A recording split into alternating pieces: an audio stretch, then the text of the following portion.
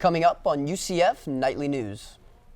Find out how the UCF Ignite campaign exceeded its 8-year funding goal for the UCF community.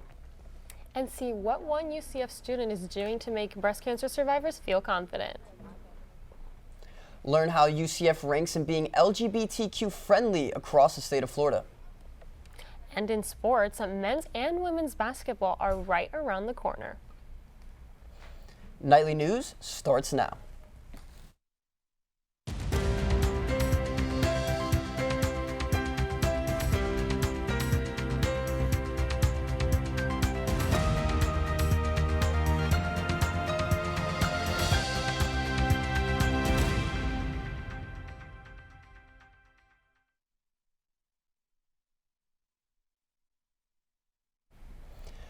Good afternoon and welcome to Nightly News. I'm Eddie Messel. And I'm Milan Martinez, and today is Friday, October 25th, 2019. UCF made history last week through the Ignite campaign. Nightly News reporter Jayla Wilkes tells us more about Ignite and its success.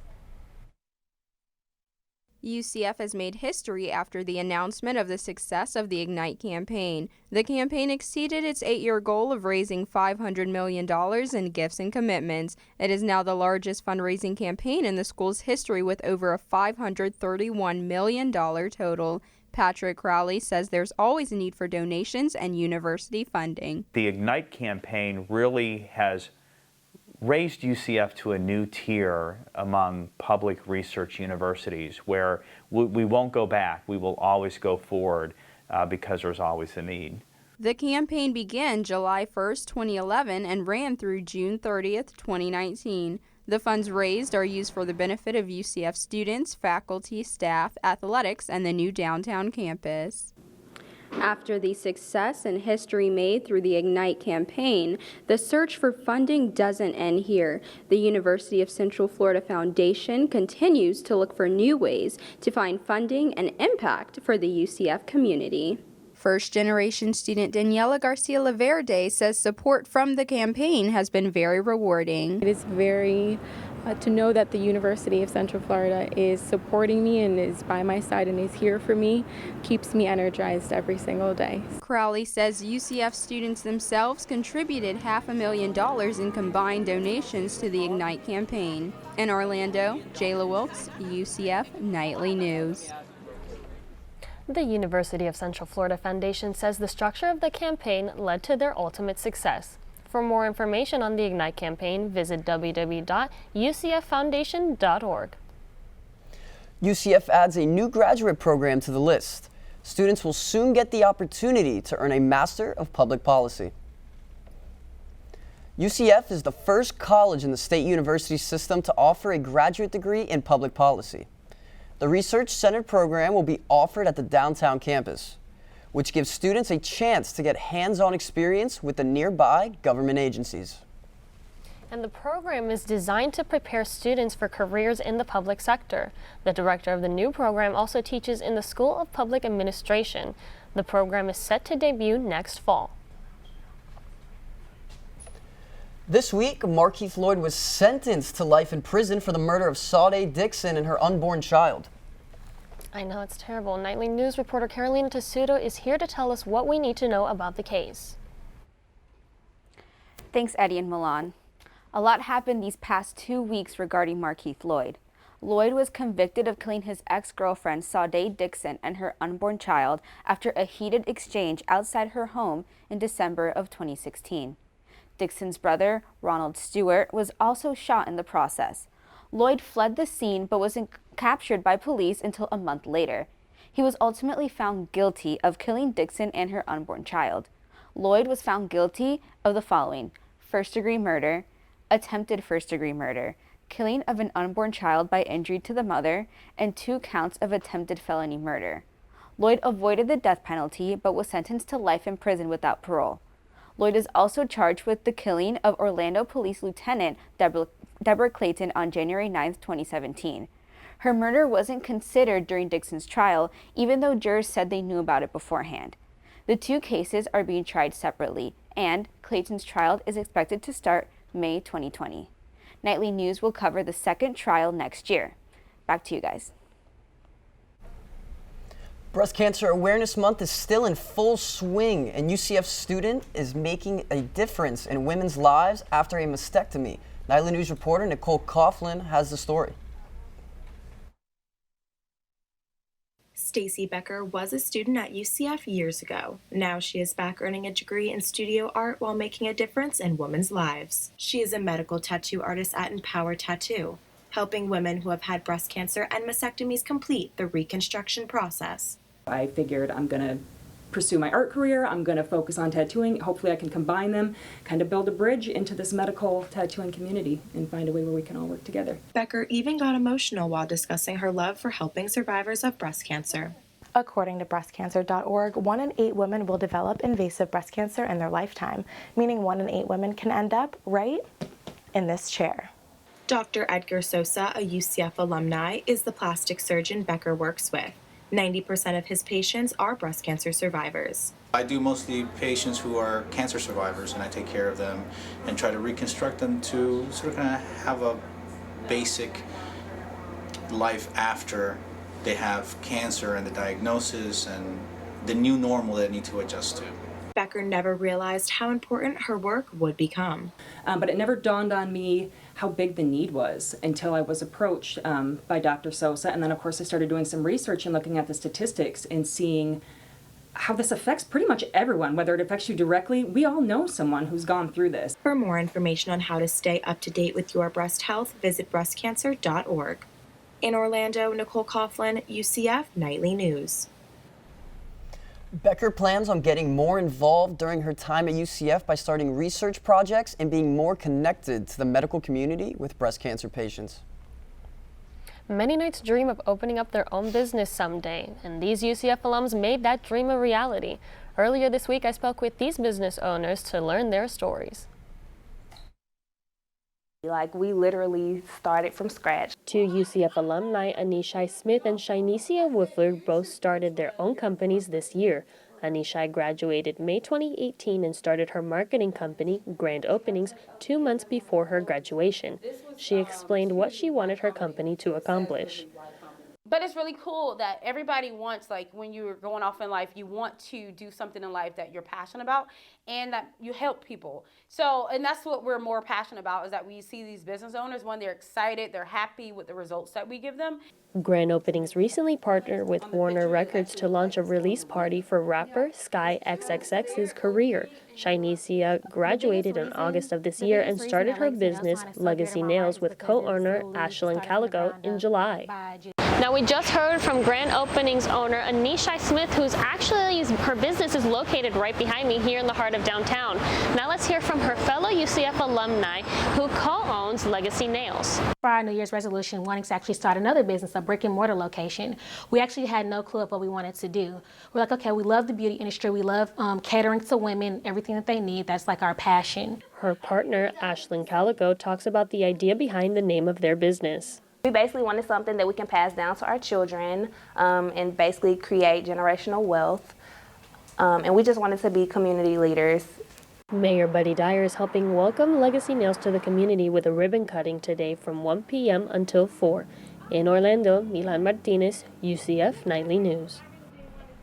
And for more information on both businesses, visit their Instagrams at Grand Openings Co. and at Legacy Nails _.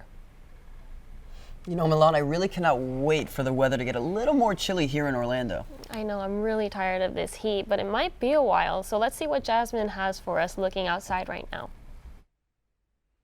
Thanks, Milan and Eddie. Just so you know, you don't have to grab your jackets quite yet. Right now, the degrees is 84 degrees outside with a 65% humidity and winds coming at 15 miles per hour. But do have your umbrellas handy because there is a 40% chance of rain. So keep an eye out for that fall weather, and back to Eddie and Milan at the desk. Find out why the government is digging deeper into their pockets to pay teachers more. Plus, learn how UCF ranks in terms of LGBTQ friendliness.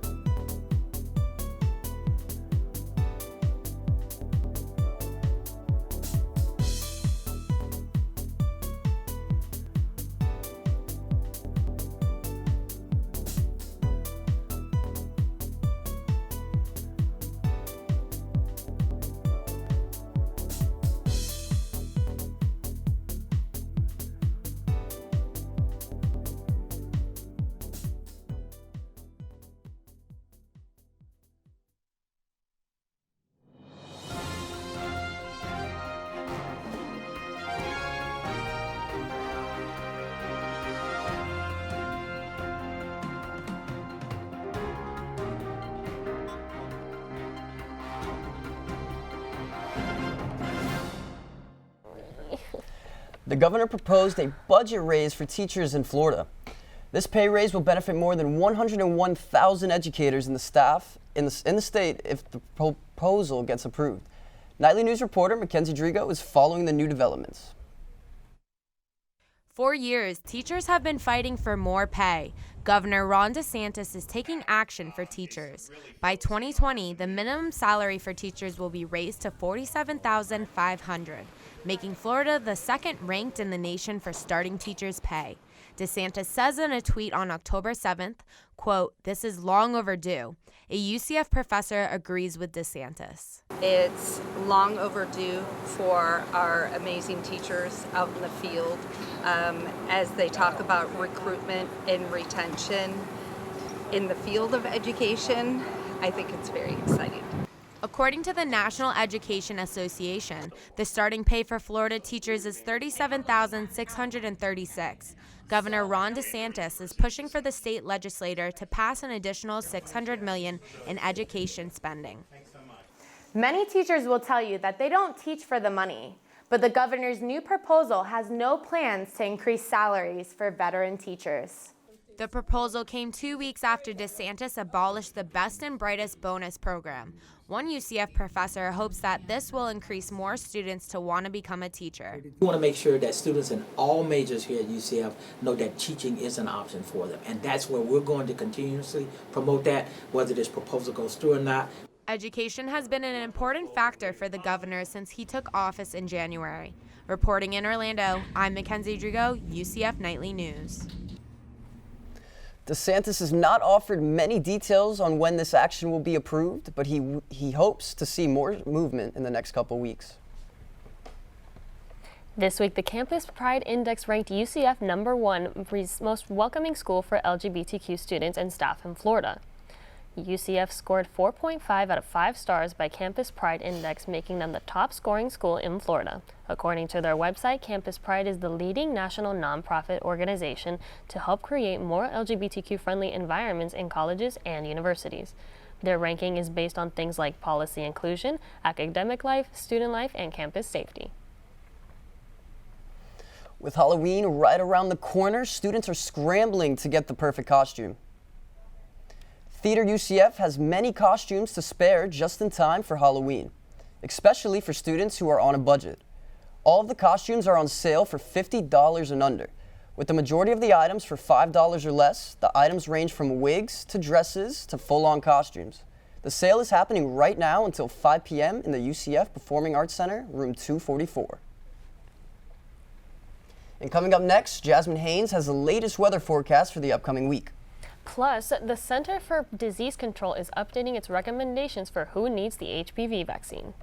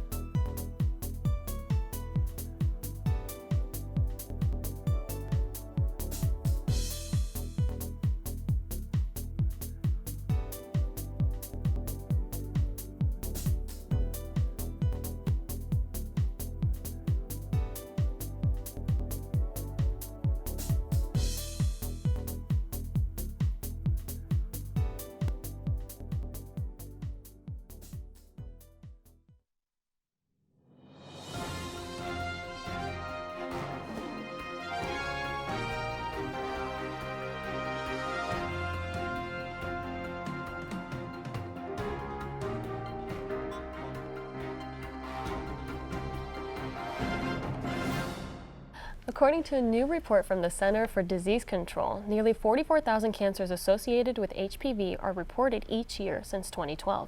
UCF Nightly News reporter Mineta Bailey tells us about the importance of HPV vaccines and learning about your STDs in your college years. HPV, known as human papillomavirus, attacks the skin and mucous membrane. With the vaccination rates at an all-time low, major medical groups are issuing a call to action.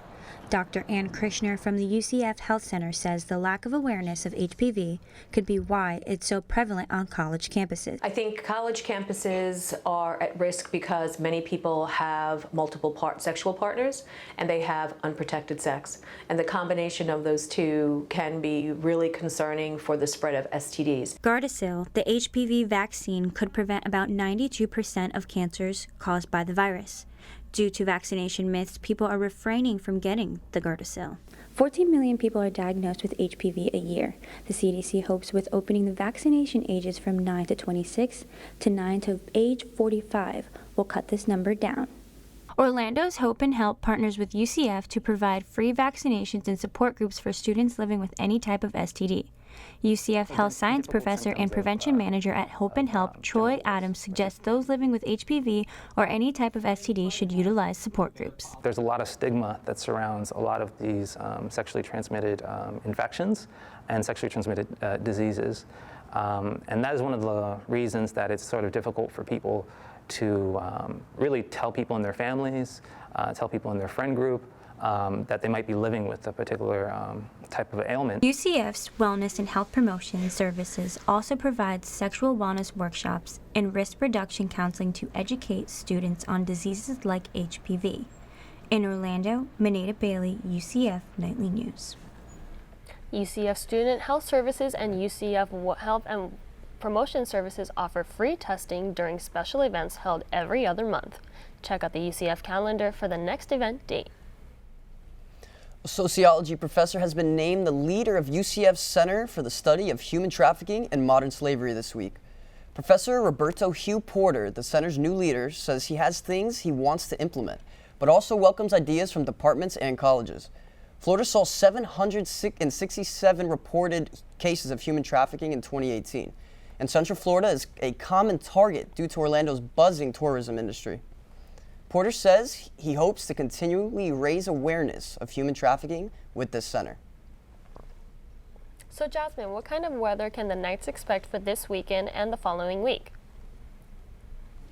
Thanks, Milan. Right now, we do have a high of 85 in Tallahassee with a high of 82 in Jacksonville, as well as Tampa where it's 89, and right here in Central Florida is 87 degrees, and down in Miami is 86. But let's take a look at the lows. Right now we have Tallahassee at 70 degrees and Jacksonville at 73, in Tampa at 75, and again here in Orlando is 74 degrees, with Miami still at a high of 80. But let's take a look at our 5-day forecast. So I wouldn't grab your fall jackets just yet, because tomorrow is 89 degrees with a low of 72 and a 70% chance of rain, so be sure to have those umbrellas with you. Sunday is a high of 91 degrees and a low of 76 with a 30% chance of rain. And on Monday is a high of 88 and a low of 74. Tuesday is a high of 87 with a low of 73. And Wednesday is a high of 87 and a low of 72. But now back to Milan and Eddie at the desk. See the new additions and the new offense that the Knights are going to run this upcoming season. Plus, find out some new tricks the women's basketball team is adding to its repertoire.